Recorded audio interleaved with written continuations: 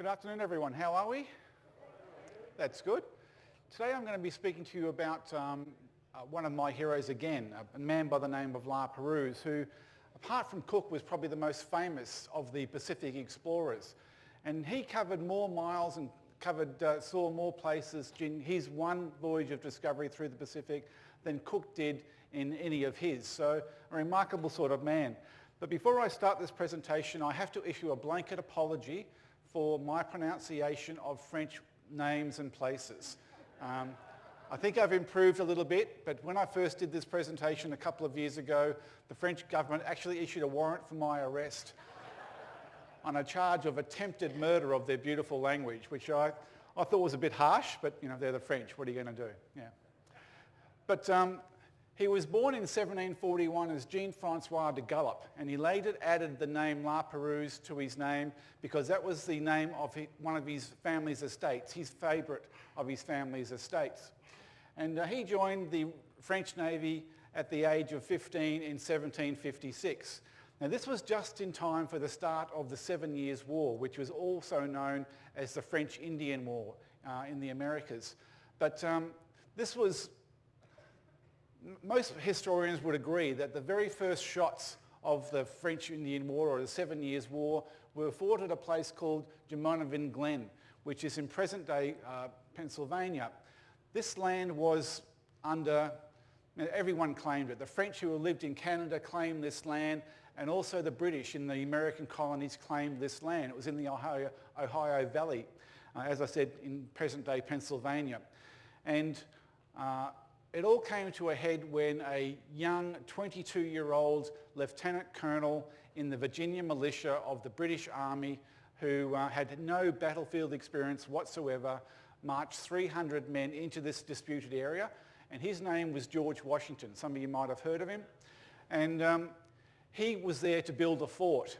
Now the French sent a delegation of 30 men to go and deliver a letter of protest, to deliver this letter to Washington and say, excuse me, but you're in our territory, could you please leave? Now no one knows what really happened, it's all in dispute, but what we do know is that both sides exchanged 3 volleys of fire against each other. This is the days where you lined up, soldiers lined up and stood there and fired and then reloaded while the other side had a pot shot at them.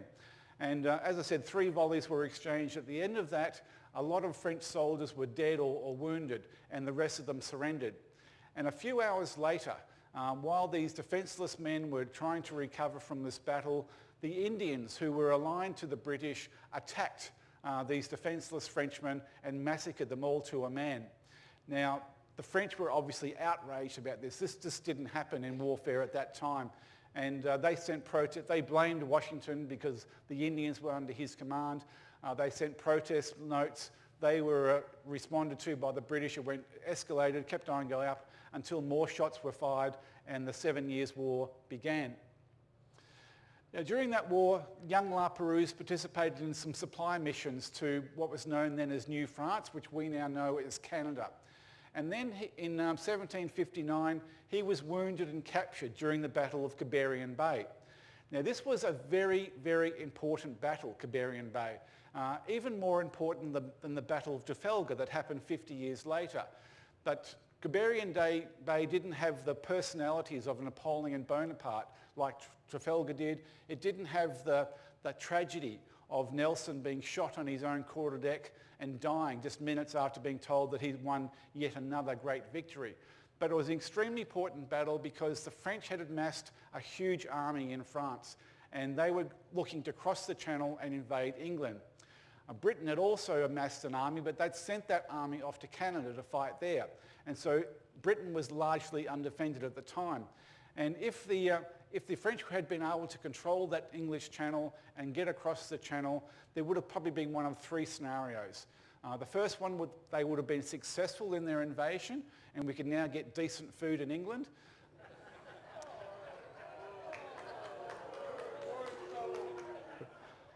Bangers and mash, anyone? Poisson and Fritz, battered of course. But the second scenario was that they would have to recall their army from Canada, and Canada would be lost to the French.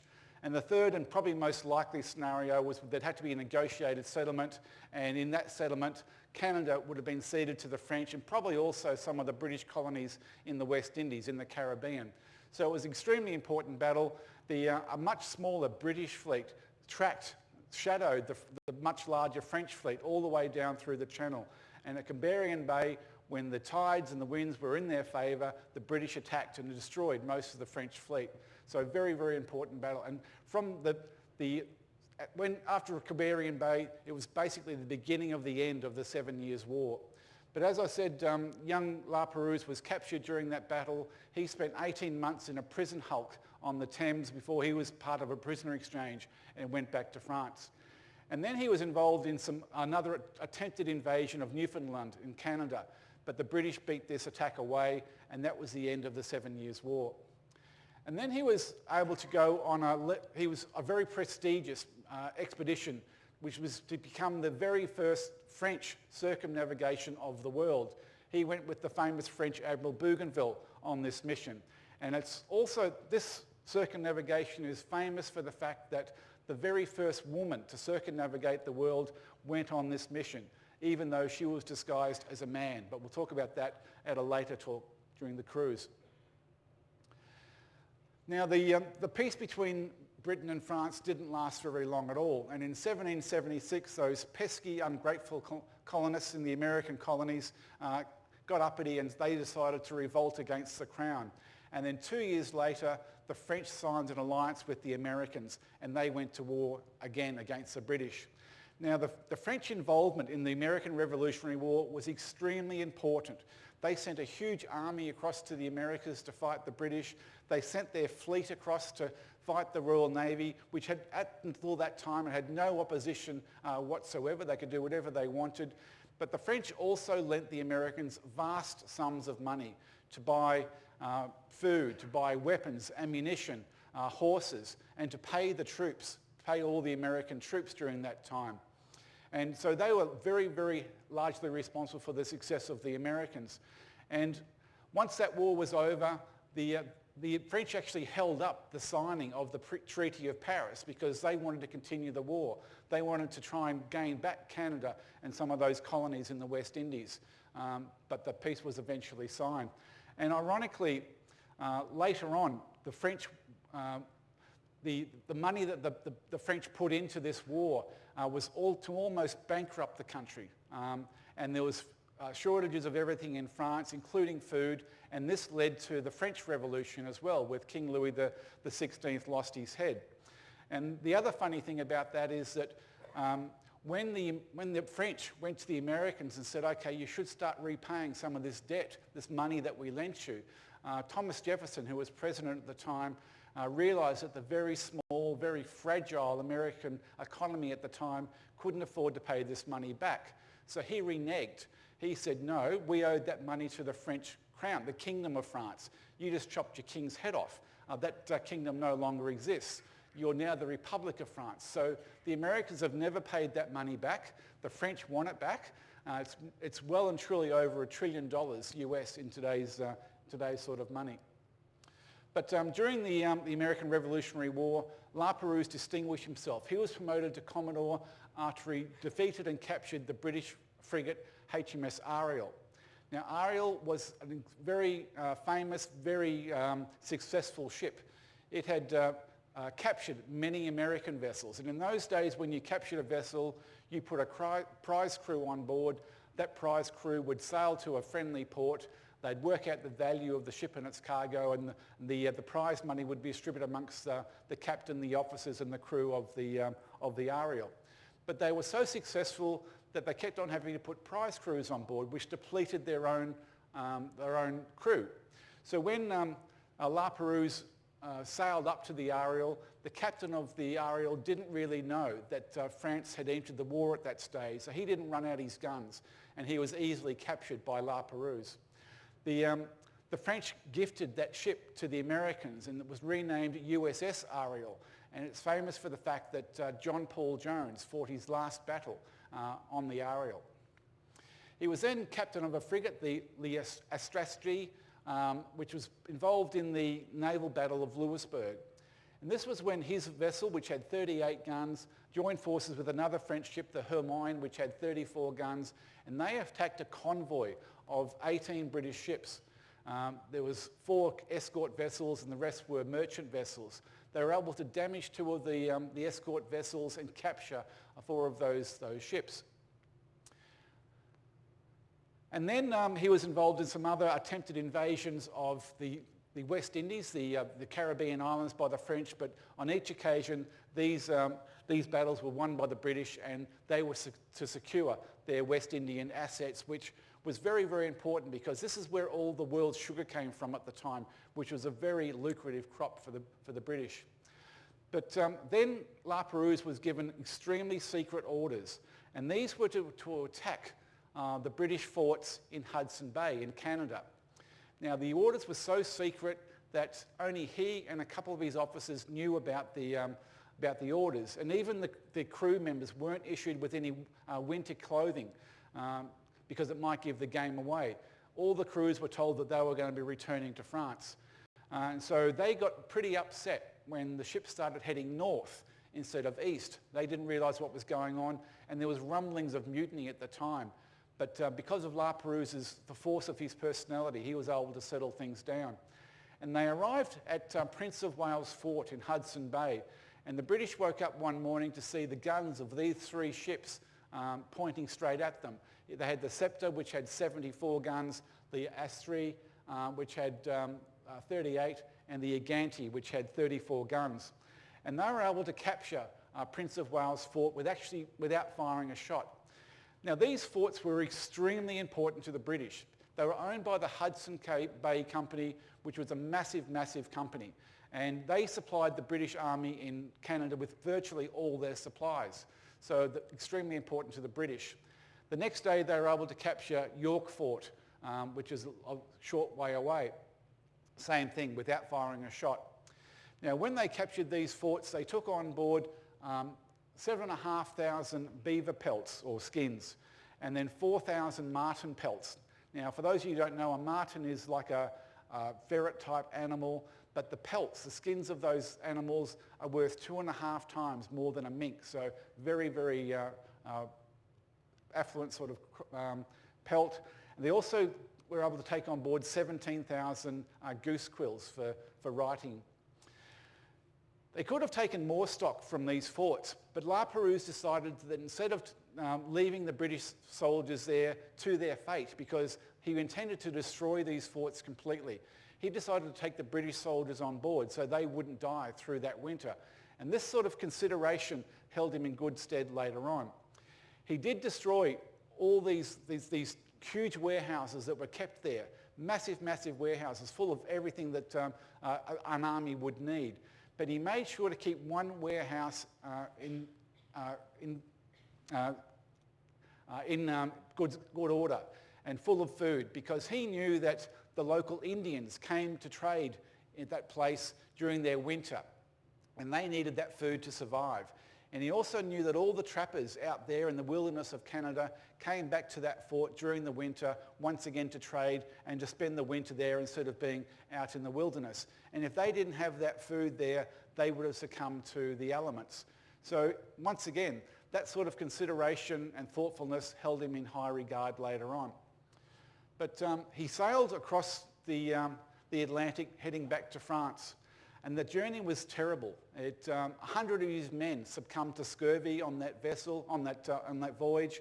And when they arrived in France, of the 500 men aboard his flagship, the Sceptre, only 60 were fit to do any work at that time.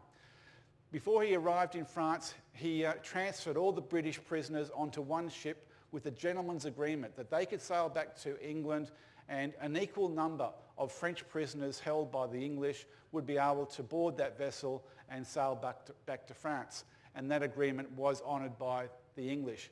And once again, that sort of thoughtfulness held him in high regard later on. And he was able, at this stage, he was a national hero in France for what he had done. And because of that new status, he was able to marry the love of his life, who was a young girl by the name of Louise Eleanor. He had met her during his time circumnavigating the world in the Isle de France, which was present-day Mauritius, just up the coast from here. And she was a half Creole woman her parents were, or her father was a lowly official in the French administration in Isle de France, and they fell in love. He wanted to marry her. His father and his family strongly protested. They wouldn't give permission for him to marry because she had too low a status for his family. But now that he was a national hero, he could override all that and got permission to marry Louise Eleanor. She was even endorsed by the king and the queen at the time. And then the king, Louis XVI, appointed Laperouse to go on an expedition around the world. They'd heard about all these adventures that Cook had done throughout the Pacific, and Louis wanted Laperouse to go to the Pacific and follow up on the work that Cook had done and see whether there was any opportunities for France in the region as well. Now, the other day I spoke about the Portuguese explorer Vasco da Gama, who had a way of doing things which wasn't all that nice sometimes, but Louis had the exact opposite philosophy. He gave orders, very specific orders to Laperouse, and in chapter 4 of those orders it says, on all occasions, Monsieur Laperouse will act with great gentleness and humanity towards the different peoples whom he will visit during the course of this voyage. And went on to say, His Majesty will consider it as one of the happiest events of the expedition if it should end without costing the life of a single man. So it was a much different philosophy than the Portuguese had at the time. Before he left on this mission, he sent his chief scientist to London. The two countries were at peace by this stage, and the idea was he was going to London, first of all, to find out what Cook had done during his voyages in regards to scurvy.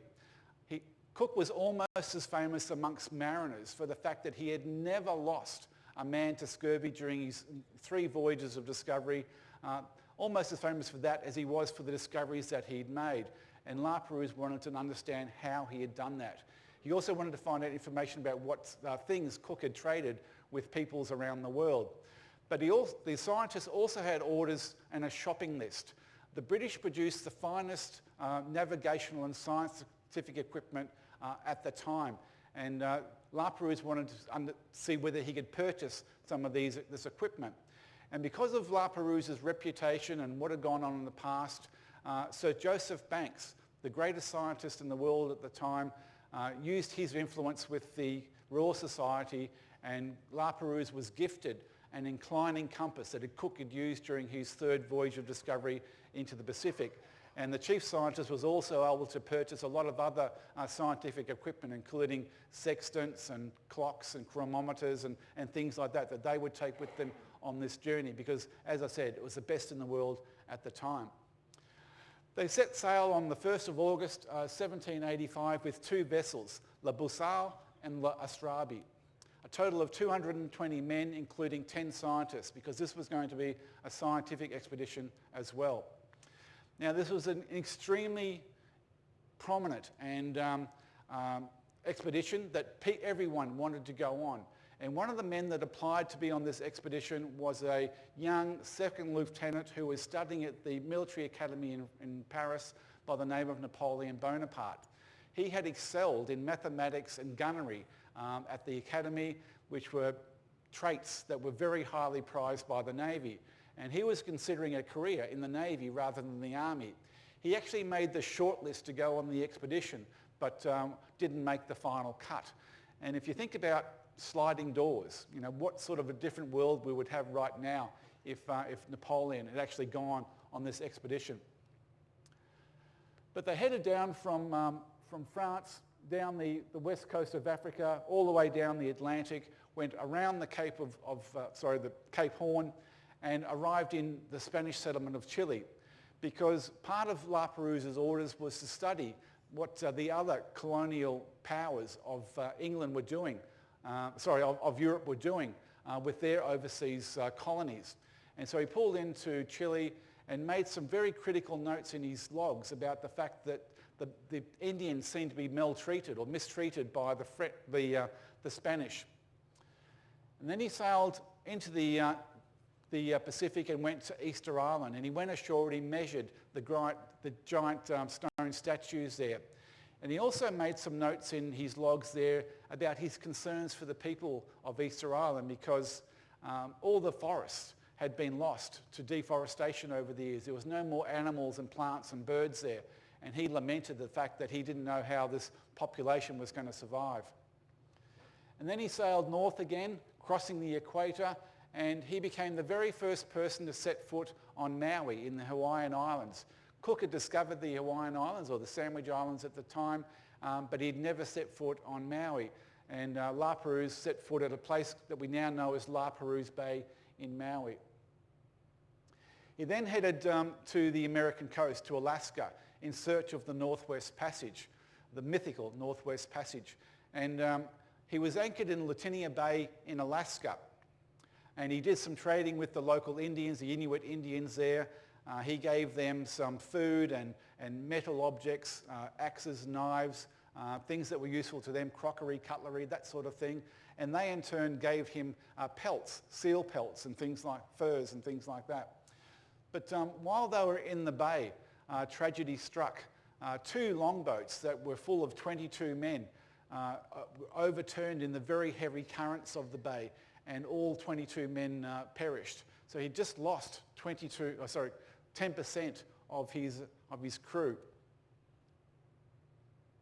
He then sailed down that coast of Canada, mapping the coast of British Columbia as he went, and then through what we now know as Washington State and Oregon, mapping the coastline along there.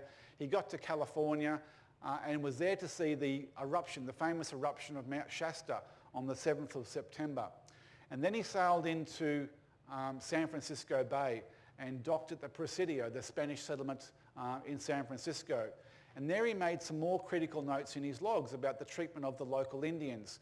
The Franciscan monks had placed these Indians into reservations, and they were forcing them to wear European clothing and trying to indoctrinate them into the Christian faith. And Laperouse wasn't all that impressed with that. But he became the very first non-Spanish European to reach California since Francis Drake had done it more than 200 years before. He then spent 100 days sailing all the way across the northern Pacific until he arrived in Macau, near present-day Hong Kong, the Portuguese settlement there. And there he was able to sell the furs that he had collected in Latinia Bay, and he split the proceeds amongst all his crew members equally, and which was a great thing for him to do. And a lot of the crew members went ashore. Some just drank it, but a lot of them went ashore and they purchased goods locally like porcelain, dinner sets and things, which were highly prized in Europe at the time. And then he became the very first European to sail up the coast of present-day Vietnam, along the Korean peninsula, into the Sea of Japan. He visited present-day China. He was the very first European to sail between Sakhalin Island and Hokkaido Island, and the Laperouse Strait is named in his honour. And while he was there, he also visited Russia, and they stayed at present-day Vladivostok. And while they were there, he decided that he would spend some time for his cruise to recuperate and do some repairs to his vessel. And he decided to dispatch one of his officers all the way back to France with the information that he collected to date. And this was an amazing journey in its own right. This officer took all the logs, the maps, the charts, letters from all the crew members back to their families. And when he eventually reached Paris after a year's journey, all these items were published, and it became the first volume of the Voyage of Lapérouse. And it caused an absolute sensation throughout France and also throughout the rest of Europe as well, because no one had ever been to these places before. And it was just an amazing voyage to date. Now, when he was in Vladivostok, he received orders from Paris. And these orders said that the British were planning to establish a penal settlement in New South Wales. And could he go to observe what the British were doing there? The French had virtually the same problem as the British at the time. The prisons were overflowing. They had prison hulks along their rivers, and they needed a solution to this. The British solution was to send them all out to New South Wales, to the colonies. And the French eventually came up with the same idea, where the French prisoners were sent to French Guiana, or what we now know as Devil's Island. So Laperouse voyaged down again, south again, crossed over the equator again, and went to what we now know as present-day Samoa. And he was anchored in a bay there for a couple of weeks. He gave instructions to his captains not to venture to this particular place. But the captain of the Laperouse wanted to go there to collect water. There was no need for it because they'd already secured another area for water. They had plentiful supply of water there. But the captain of the Laperouse ignored this. And he made his way over to this other place, and he and his men were attacked by local natives. The captain and several of his men were killed, and several other men were wounded. And in all the correspondence you see written by Laperouse after that, every log entry, every letter, everything he ever wrote after that, it talks about his frustration and his disappointment that this had happened, that it was such an unnecessary thing to happen, and he laments that as well. But he arrived in present-day Botany Bay. Must have been really surprised to see an international airport there. But no, you try getting an aerial shot of Botany Bay from 1788. And he arrived there on the 26th of January, 1788. So any Australians in the audience, tell me the significance of that date? Australia Day. So this was the very, very first Australia Day. He arrived in Botany Bay on Australia Day. And what had happened is the first fleet under Captain Arthur Phillip had arrived in Botany Bay 2 days before. Arthur Phillip wasn't all that impressed with Botany Bay. He thought that it was much too open to the elements for a settlement. There wasn't enough fresh water there. So he explored a couple of miles further north and found the entrance to another harbour which he said was the finest harbour in the world. And he named that Port Jackson, and we now know it as Sydney Harbour. And he decided to establish a settlement there. And in the meantime, like I said, Laperouse arrived on the very first Australia Day. And he set up camp there. He was able to do some repairs to his ships, give some men some time off. And while he was there, he got on very, very well with the British. They had dinner with the British several times. They swapped navigational charts. They swapped information. He warned them about what had happened in Samoa. And the British in turn said that they would be happy. They had a ship returning to Europe. They would be happy to take anything that Laperouse wanted sent back, any charts, logs, letters from the crew, anything like that. And the British actually did that for them. And in these letters that Laperouse sent back to France, he told the French authorities that exactly the route that he intended to take to go all the way back to France, and that he would be arriving back there July the following year, so July 1789. As I said, with specific instructions about which way he was going to go. And then on the 10th of March 1788, he sailed out of Botany Bay, and he and his men were never seen or heard from again. So ladies and gentlemen, that's the story of Laperouse. I hope you've enjoyed. No, I'm just joking. You want to know what's happened to him? All right. Well, the first clue we had came 3 years later, 3 years after he sailed. Now, a Captain Edward Edwards had been given command of HMS Pandora with instructions to go to the Pacific and arrest Fletcher Christian and all the mutineers from the Bounty. Now, Edwards was a man that had a reputation for being cruel, callous, unforgiving, unimaginative as well. And he went straight to the island of Tahiti, where he arrested 14 men who had been aboard the Bounty. Now, 10 of those men were mutineers, but 4 of them had had nothing to do with the mutiny whatsoever.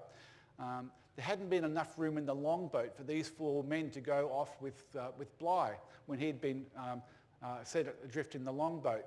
And so there was an agreement between Fletcher Christian and Bligh that these 4 men would be put ashore at the nearest possible land, and that absolutely no repercussions would happen to them, either by the Royal Navy or by the mutineers themselves. That was the agreement, and everyone knew of that agreement, including Edwards. But he ignored that. He arrested these 4 men along with the other 10 men, and he imprisoned them in an iron cage which measured 18 feet by 11 feet, and it was bolted to the quarter deck of the Pandora. And he kept these men in there, shackled in there in all weather conditions throughout the rest of the voyage. And this became known as Pandora's Box. And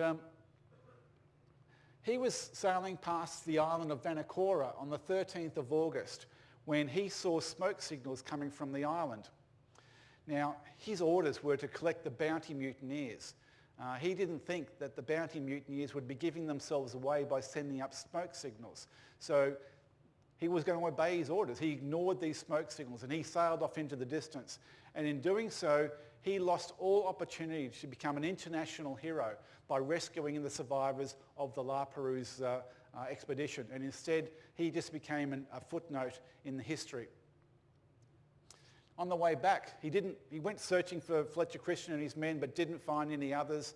And on his way back to England, the Pandora struck a reef on the Great Barrier Reef in August 1791. 35 men, including 4 men who were still shackled in Pandora's box, lost their lives. The chief boatswain of the Pandora, realising that these men were shackled into this cage and had absolutely no chance to save themselves, he rushed to them. He tried to unshackle them, but he and 4 of the mutineers were drowned during that shipwreck. When Edwards and the survivors got back, of the 134 men that had left, only 78 returned to England. The 4 men who had been arrested, who had nothing to do with the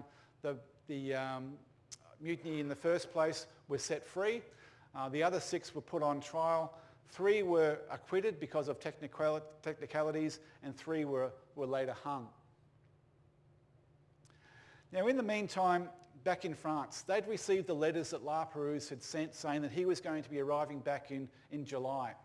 And as July approached, every day hundreds of people would go down to the shore front at Brest and look out over the horizon, trying to see the sails of their heroes returning home.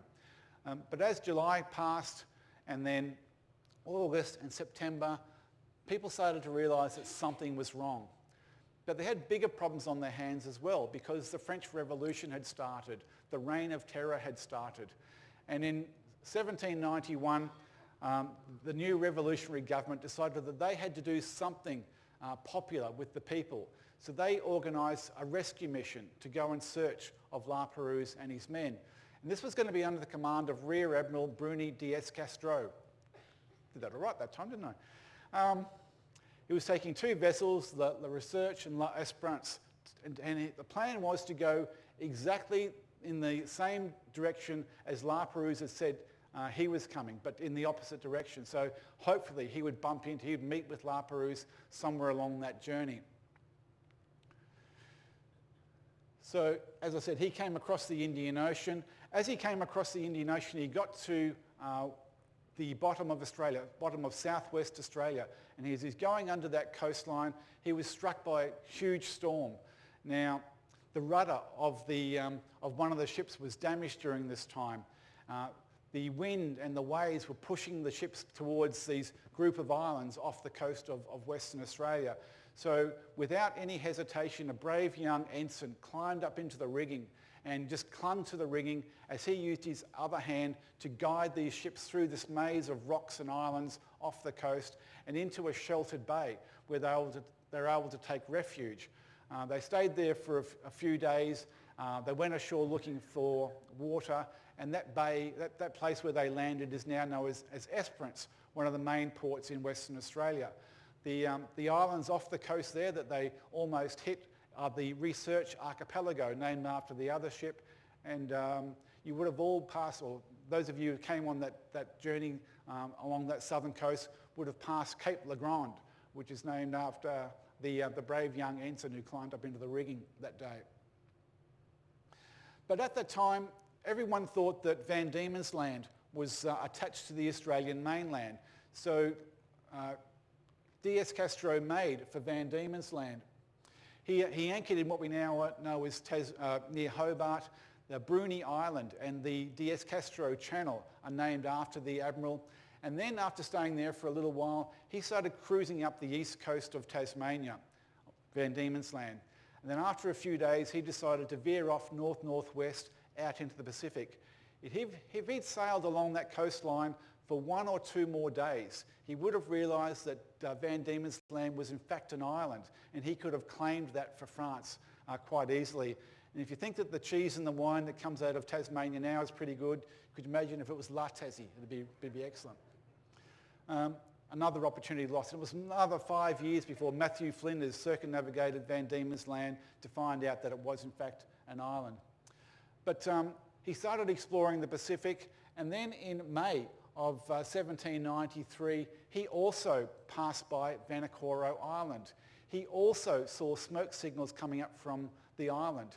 He circumnavigated the island, but because of the weather conditions, he couldn't find a place to land. So he and his two ships once again just sailed off into the distance.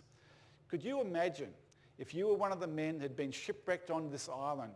You've been there for 3 years, and every day you're looking out into the distance hoping for salvation. And then one day you see a sail.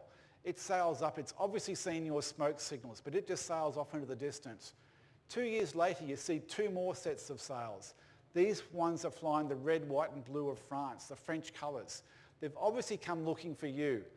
They see the smoke signals, they circumnavigate the island, and then they sail off into the distance. Could you imagine how you would feel, the despair that you would have felt if that had happened to you? And that's exactly what happened. But there's problems aboard these ships. 2 weeks after passing Vanikoro Island, Admiral Diaz-Castro succumbed to scurvy, ironically. And the new captain had problems. When these men had left France with these two ships, they'd seen the revolution. They'd seen the idea of liberty, fraternity, equality, fraternity. But there was no equality or equality aboard these ships. The officers had much better conditions, much better food and living conditions than the ordinary seamen. And the ordinary seamen didn't like that. They wanted their own share of this revolution. So there was almost mutinies aboard the ship.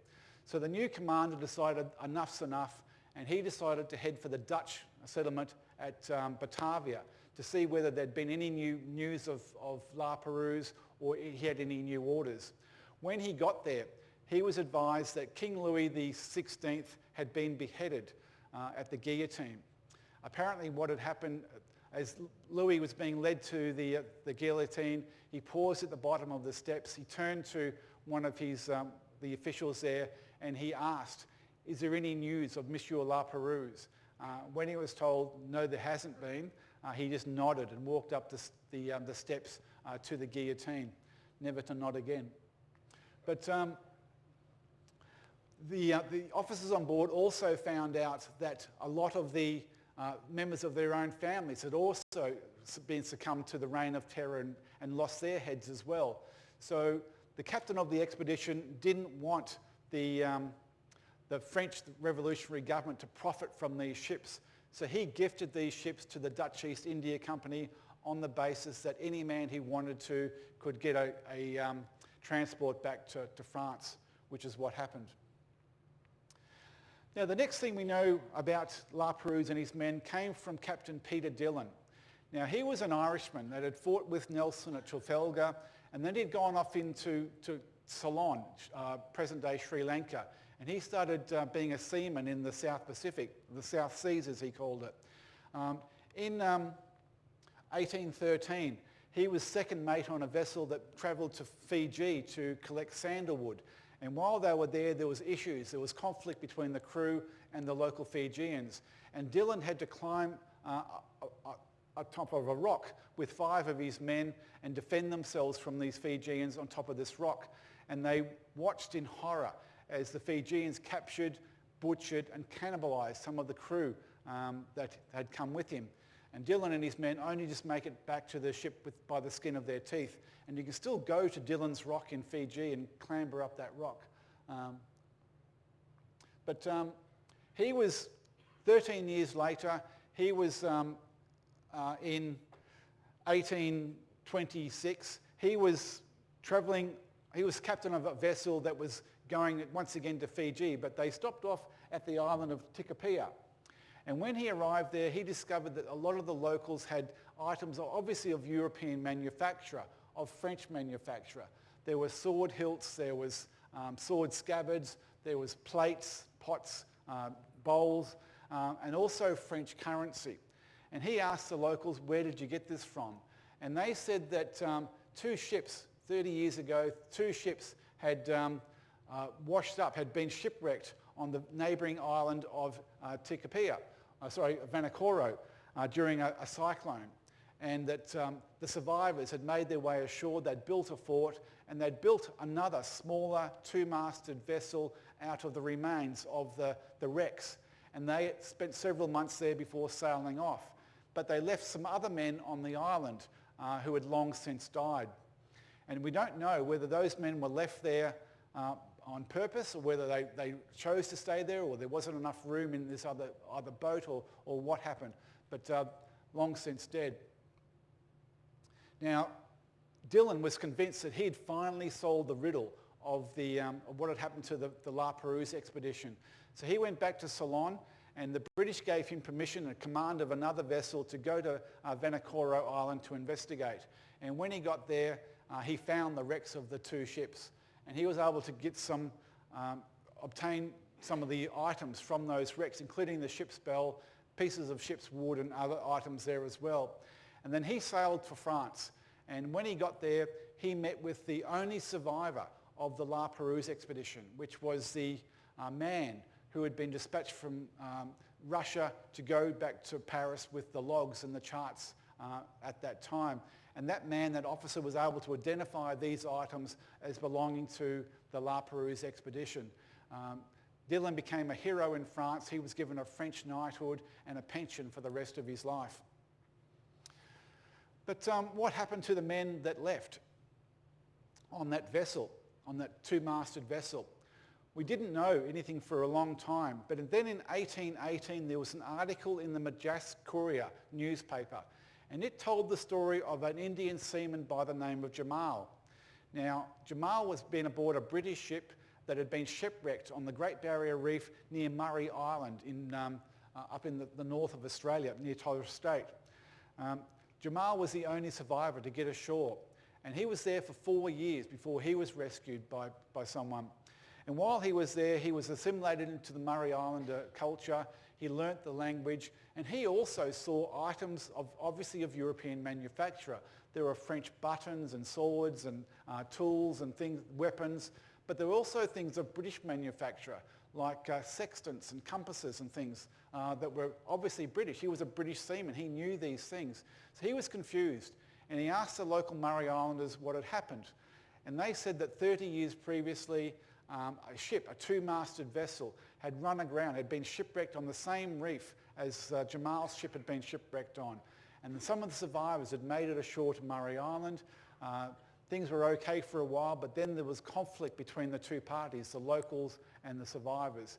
And the Murray Islanders massacred all of those survivors, except for one man, one cabin boy, a young man. They said they kept him alive. They assimilated him into the tribe. He eventually married a local woman. She became pregnant. The story was that they went out in a canoe one day to do some fishing, but a storm came up and they never returned. So we believe that was probably the last survivor of the Laperouse expedition. And there's been a lot of work done on both Murray Island and Vanikoro Island over the years to try and find out more. Now, the land at the suburb of Laperouse in Sydney, where they camped at Botany Bay, this was the place where they camped while they were in Botany Bay. On that very first Australia Day, 26th of January 1788, 200 years later, the French government purchased the farmhouse and the land around that, and they gifted it to the people of Australia as part of the bicentennial celebrations. And they created the Laperouse Museum on that site there. And it's a very, very interesting place to go if you're ever in Sydney again. But also, the Laperouse monument is also located there as well. And this was built in 1825 by Admiral Bougainville, not the one that had circumnavigated the world, been the first Frenchman to circumnavigate the world. This was his son, who became a famous admiral in his own right. And he came in 1825 and built this monument to his hero, Laperouse. And every time, for the last 200 years almost, every time a French warship visits Sydney, the captain and some of the crew come down to the memorial and lay a wreath there. And obviously you can see that a lot of French ships and yachts visiting Sydney also come and leave their nameplates and things there as well. Every year on Bastille Day, and which is in July obviously, and Laperouse Day, which is usually in March, they have a fantastic ceremony there with a lot of French influence and a great atmosphere there as well. The French Navy has placed plaques and memorials to these two great ships on the site where they were wrecked on Vanikoro Island. And there's been a lot of archaeological, or divers go down and collect artefacts from those wrecks, including some of the porcelain that the men had bought for themselves in Macau during their trip. We're at the Peruse Museum in Noumea a few weeks ago, and they've got some marvellous articles there as well, including some of the sextants and navigational equipment that has been found on Vanikoro Island. And there's memorials to Lapérouse, including Vanikoro Island, in Russia, in Korea, all over the world, in France and obviously in Australia as well. And one of the anchors from one of the ships is at the Peruse Museum in Sydney. There's also been lots of stamps and coins minted with Lapérouse's image on them. So ladies and gentlemen, that's the story of the Lapérouse expedition. I hope you've learnt something from it and enjoyed the talk. I think I'm back tomorrow morning to do another talk, this time about the Great Kon-Tiki expedition. So hope to see you then. Thank you.